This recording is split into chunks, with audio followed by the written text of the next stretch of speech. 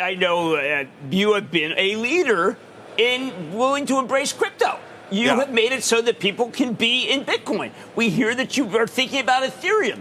These are incredible things. Now, BlackRock is not known as a gunslinger by any means. So you obviously must believe that this maybe is an alternative. Is this an alternative in order to be able, because of a deficit, maybe something long-term people should have? Absolutely.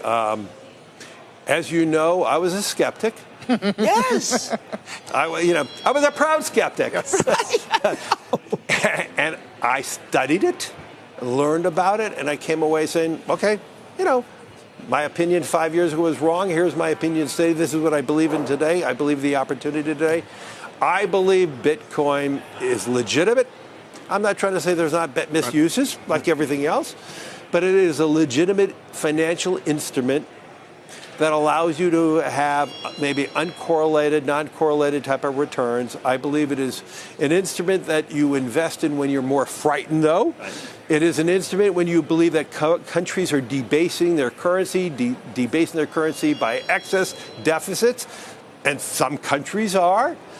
I believe we have countries where you're frightened of your everyday existence, and if you have an opportunity to invest in something that is outside your country's control, then you can have more financial control. And so I'm a major believer that there is a role for Bitcoin in portfolios. I believe you're going to see that as one of the asset classes that we all look at. I look at it as digital gold, as I said before, and I do believe there's a real need for everyone to look at it as one alternative to, I would say, the optimism that I have in the world. If you want to hedge hope, Bitcoin is not an instrument for hope unless you're hopeful you're going to make a lot of money on it. But I look at it as a vehicle in which you're expressing your financial acumen in something that you're more frightened of the world, you're more frightened of your existence. And I believe there's a great industrial use for it. And I think a lot of people are missing that. I couldn't agree more. I changed my mind about it when you did. You had been my thinking. It was like, you don't believe in it, so I can't believe it. I want to thank Larry Fink for the message of optimism. Brace yourselves for the groundbreaking integration of Bitcoin into BlackRock's formidable $150 billion model portfolio ecosystem. This marks the first time Bitcoin has been added, sparking a buzz of speculation and analysis among traders and investors worldwide. The inclusion of Bitcoin by the world's largest asset manager isn't just another day at the stock market office. It's an unprecedented leap in crypto adoption among traditional finance giants. Welcome back to Investocracy Crypto. And I think crypto I think is going to be the big standout within technology. And I think that will continue to, there's a lot of headlines out there about the executive order for the Bitcoin reserve not being what people expected. But I think if you read through it carefully, it's much better than expected. So we think that could be an outperformer as we look into 2025 and we navigate this volatility short term with broader tech within the NASDAQ. Yeah, and certainly I think, you have this crypto summit that's going on too, and expectations that maybe we're going to get some more comments about this from President Trump as the afternoon unfolds. But James, I am curious, just on the last point you made, why is Bitcoin down so much despite the fact that everybody has been, in that industry, in that asset class has been pushing for this for so long?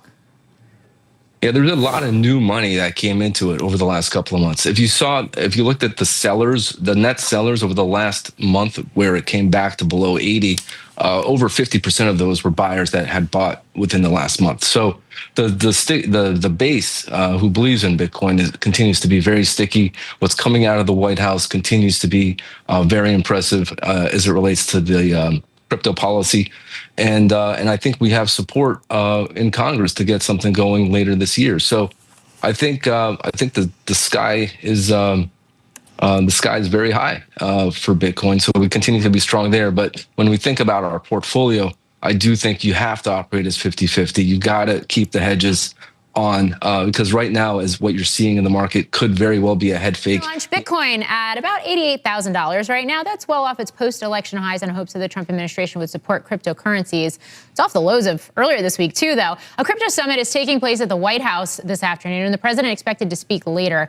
But there is some disappointment that what might actually happen is short of what the crypto community was hoping for. Mackenzie Sagalos is here with us on set. She joins us now with more. Mackenzie. Hey, Morgan. So investors were not impressed with the president's Bitcoin reserve order, despite it being a big win for the industry. Markets sold off on the news with altcoins like Ether, Solana, and XRP leading losses overnight. Now, those tokens were recently promoted by Trump on Truth Social, but none are mentioned in the EO. Instead, it seems they're getting shuffled into a separate stockpile for orderly management. But the main concern here is that the order stopped short of any immediate government Bitcoin buying strategy. Instead, the U.S. will only hold on to seized tokens, meaning that no taxpayer dollars are going toward new purchases. That is a letdown for investors who were hoping for real federal demand.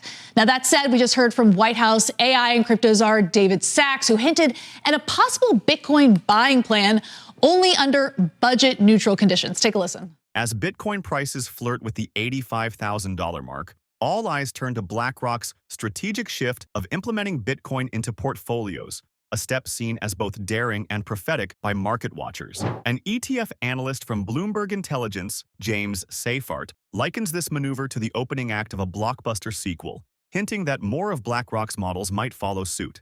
If the Secretary of the Treasury or the Secretary of Commerce can come up with a budget-neutral way to acquire more, then they are authorized. They don't have to, but they're authorized to develop those strategies. Now, all eyes are on the first ever White House Crypto Summit, where Trump is set to speak shortly to a room filled with industry heavyweights, including Brian Armstrong, Vlad Tenev, and Michael Saylor. Some are pushing for stablecoin policy, while others see crypto's future in tokenizing private markets and putting trillions in equity on chain. My only question about tokenizing private markets is, what is tokenizing private markets? What does that mean? Well, this is actually something that Vlad Tenev has been pushing for quite a while now, because there is an appetite with Robinhood's customers, which essentially is everyday customers. Because of SEC rules limiting private markets to accredited investors, they can't get exposure to a SpaceX or to a Stripe, for example. And so by putting that on chain, which would require some sort of congressional adjustment, something in a market infrastructure bill, they would finally be able to get that. You democratize the private markets. Very quickly, do we know how many seized tokens the U.S. has or has been seizing? It's funny that you asked that, because David Sachs mentioned the fact that we need to do some due diligence, some accounting. And so the estimate is 200,000 tokens, which would put it at roughly $17 billion. But one of the top priorities of this working... You know who Ross Ulbricht was? No, I'm serious. Silk Road, he's in prison, he's being pardoned. Yeah. Like, where's that money? Where's all... Ross Ulbricht would be like one of the... I mean, I'm not justifying what he did. Silk Road, selling drugs, guns, weapons. You could buy a bazooka. But that's like hundreds of billions of Bitcoin, I think, nowadays. And the U.S. government did seize a large stash of Bitcoin from Silk Road, which they have since liquidated. Okay. And part of the argument of this administration is, why didn't we hold on to it? Because it's appreciated in value. We've lost billions of dollars because of premature sales. Another, and I will say this. Just another great decision by the brain trust in Washington. Yeah, well, it seems to be. I said it. You can just nod. It's all fine.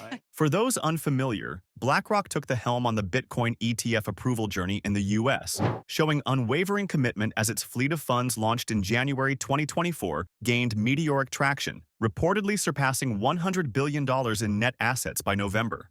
Across oceans, Abu Dhabi's sovereign wealth strides into the narrative, scooping up $436 million worth of BlackRock's Bitcoin ETFs. A move that paints the global financial landscape and invites new chapters of economic strategy and adaptation.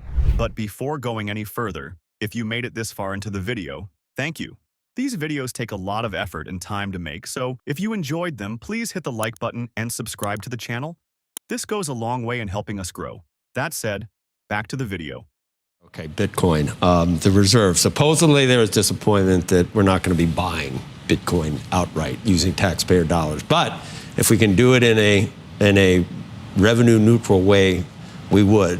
Number one, were you a proponent for the reserve? And two, is there a way to buy Bitcoin, not just acquire it through, I don't know, however we've gotten these $17 billion worth at this point? Yeah, so Joe, I am a big proponent of the U.S. taking the worldwide lead in crypto. I think we have to bring it onshore and use our best practices and regulation. I think that the Bitcoin reserve, before you can accumulate it, you have to stop selling it. So what we have now is from a seized asset pool, and I wasn't there when it happened, but I believe what happened was about 500 million of Bitcoin was seized, half of it was sold, and what we have now that, say it's over 10 billion, 10, 12 billion, that's all through appreciation. So the first thing to do is to stop the selling. So we are going to, after the victims are paid and all of that, any seized assets will go into this reserve, and then we'll see what the way forward is for more acquisitions for the reserves. And we're starting with Bitcoin, but it's an overall crypto reserve. Right. So how do you think about buying, though? And how should taxpayers think about that? Because effectively we'll be levering ourselves to some degree, given that we don't have a surplus of money right now to make these investments. Yeah, so that's why the first step is to stop selling, and then we're going to put a plan in place from there. So we're having this crypto summit. I'm going back to Washington this afternoon, and then we'll talk about the way forward. As the pages of Bitcoin's story continue to unfold, investors stand on the precipice of opportunity. BlackRock's daring embrace of Bitcoin within its model portfolio cries out as a call to action for those with an eye for innovation and potential growth. But what do you think? Share your thoughts. And finally, if you would like to know more about cryptocurrencies or specifically Bitcoin, go ahead and click on the next video on your screen. See you there.